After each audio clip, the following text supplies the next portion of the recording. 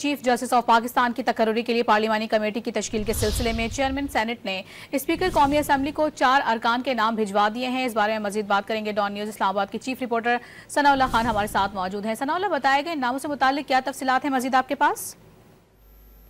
देखिए, सेनेट से जो 4 सेनेटर जा रहे हैं, जो खत भी जारी हो चुका है चेयरमैन सेनेट की तरफ से, उसमें मुस्लिम लीग नून की तरफ से जो वजीर कानून है सेनेटर आजम नजीम कारण है, पीपल्स पार्टी से फारूक अजनाइक है, पीटीआई से बैरिस्टर अली जफर है, जबकि जेयूआई से कामरान मुर्तजा के नाम है। इसी तरह जो कौमी असम्बली से 8 जाने हैं, उसमें एमक्यूएम की तरफ से जो ख्वाजा इजारुल हसन साहब का नाम जा रहा है पार्लिमानी कमेटी के लिए, बल्कि ये भेज दिए गए हैं।